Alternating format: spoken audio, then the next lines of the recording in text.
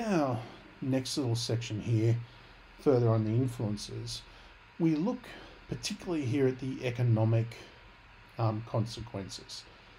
And so one of the things that often happens is corporations, their main job is to make money. They make products. People need those products. They pay money for them. And so often you have corporations often try and take advantage of market opportunities. Of course, this doesn't always happen positively.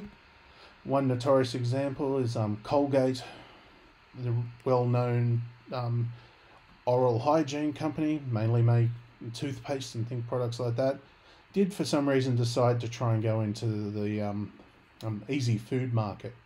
Collapsed massively. But there are other ones there that are also interesting. The Lay's company and a few other chip manufacturers tried to manufacture food using synthetic fat. And of course, this had some massive problems. These chips, these foods all went to market and did have to come up with a warning. And Olestra is well known, was around for a little while, but the fact that people who ate it, particularly to excess, would get quite sick. And the product, I think we mentioned that before, the phrase was anal leakage, where the synthetic fat would actually essentially leak out of the person's body. And of course, that's a case there where products have been rushed to market. And while you can sort of make fun of Olestra and the chips and that there, it can have some massive problems, as we've explored before, with things like drugs, like thalidomide coming to market too quickly. And of course, to get a new drug onto market, generally in the past has taken a long period of time. There's, up to 15, 20 years maybe even, depending on that there. And so often when a drug's first developed, it takes 4 to 5 years for it to go past the clinical trial test. And that will involve in cultural, cell culture tests, may involve mice tests, may involve primate testing, depending on the nature of the drug. And then there might be another 8, 10 years of trials. And so phase 1, where you just look at a small number of patients, make sure it's safe, identify side effects. Then you might go to phase 2 trials where they try and look at the dosage levels and sort of try and work out the best dosage to get the best effect from the drug. And then you might end up at phase 3 where it's tried on a wider scale, and usually a double-blind trial against a placebo, just to look at that there. Now, of course, when COVID hit, this changed that landscape as well, and because of the huge amount of money poured into potential COVID vaccines, this could actually be compressed into a short period of time. It still went through these phase trials, but because there was a lot of will and a lot of money, those drugs were able to be produced in a much quicker rate. And of course, what you've also got here is this idea of vaccine innovation. And we've got the example here, as we said there, about COVID, which was done within the space of a year. Whereas in the past, so in the 1880s, it took a huge amount of time for typhoid, meningitis, whooping cough, polio. Took decades for those drugs to finally get to a reasonable level. Measles, about 10 years, hepatitis, same thing. And Ebola, which is quite common in Africa, or more common than anywhere else, that's still taken decades. And it's part of the reason that it can become more condensed is because there is more money going into this. Now, of course, a lot of this research gets done at the university level. A lot of basic research is done at university. And so what we have there is that the money to do university, or the budgets for universities, tend to, in places like Australia, come from governments. Governments agree that that's a good thing to have there. However, what has happened over the last couple of decades is that Australian universities have gone from in the early 1980s being 90% funded by governments to the present state, which in data here from 2016, whereas less than 40% of the money has come from the government. And so what's happened in Australian universities is they've had to move away from this government funded model to a privately funded model. And how they've done that is by diversifying. And so if you look at the comparison here from about 2008 to 2018, so over a 10-year period, huge amounts of money has come from international students. And so the total revenue has increased, but that's come about by bringing in international students who pay the full cost and a bit more for their degrees. And so in that case there's this competitive pressure within universities to almost chase money. And that also means that there's things like partnerships between universities and corporations. We've explored earlier the idea that places like Sydney University, and that's not the only example, taking money from pharmaceutical companies to do research. Places like Sydney University also have partnerships with places like Microsoft. Other universities have partnerships with other companies as well. And it's a way that the universities can get money to come in and do research.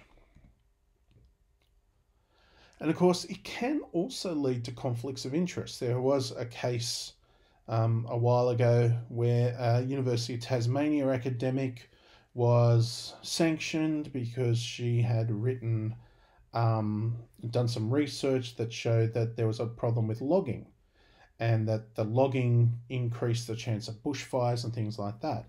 The university put her under some integrity training and that there, which she argued was only because the university actually had some strong partnerships with the forestry industry. And that's where things sometimes cause a few issues, particularly who is paying for the research. And again, we've used this example before, the idea of pharmacare by a pharmaceutical company paying the University of Sydney money to do research, and surprisingly that research was favourable to the product the company was trying to sell. The university later retracted their research, but unfortunately the damage had probably been done by then. And of course, one of the things we look at is you can also break down research in where it comes from. And so medicine and health sciences, that would be something that you would automatically think has a huge amount of funding. One, because it's quite important for people's health, but also because medical research is quite expensive. Engineering, similar in technology as well, areas which in some cases are cutting edge research. And computer sciences, because it seems as though everyone wants to be the person that's come up with the next big innovation in technology, and you hope then that Facebook's going to pay you a ton of money to actually buy you out. And of course, one of the issues as well is that this funding and these funding models are often determined by governments. And so in Australia, when you look at the amount of money that's spent on research and development, and often economic things are talked about as percentage of GDP, the gross domestic product, the amount of money in the economy. And so really research and development makes up about 0.5% of the money available in the economy, which is still a huge amount of money. But what you've got is that, in the 90s, the percentage of GDP spent on research was increasing, but then it slowly decreased. And so there is a quite solid argument to be made that if Australia spent more money on research, we'd be able to develop more products, we'd be able to bring more money into the economy anyway. If you look at examples where Australian innovations, such as some of the technology that's gone into Wi-Fi, the cochlear ear implants, there's countless other examples where technology and research has led to positive outcomes. Of course, again, as well, one of the biggest things to consider in Australia as well is the idea that Indigenous intellectual property has some benefit sharing. And so that the Indigenous knowledge, the Indigenous products are able to bring money to the people and whose culture develop those products. And that on face value, it seems like a really good thing. Also, as well, is that in Australia, it's the idea that we should develop these products a little bit more. Australia in the past is well known for giving out very good research ideas, but not necessarily developing them into higher end products. And it's a really important thing for Indigenous ideas to consider. The example of the Kakadu plum that we've talked about before. Selling that Kakadu plum can bring money in. But if you can sell a beauty product based on that and patent that beauty product, that brings even more money in. And so that's an important thing to consider as well. And there's plenty of examples of Indigenous properties, Indigenous copyright, Indigenous knowledge. If you look in Samoa, an international example, herbal tea, that's potentially got use in HIV medicines. In Australia, the Margilla plant, which has got analgesic properties, which is in more medical things there. Cosmetics, South African plants are being used for cosmetics. In Australia, we've got the lemon myrtle, which is a really good skin product there. It can be used in soaps, creams, toothpaste, anything like that. Also commonly used in food. You also have the cabbage tree in New Zealand, food source, and again the Kakadu plum example. And of course, if people can develop these things, then it's possible that everyone can benefit.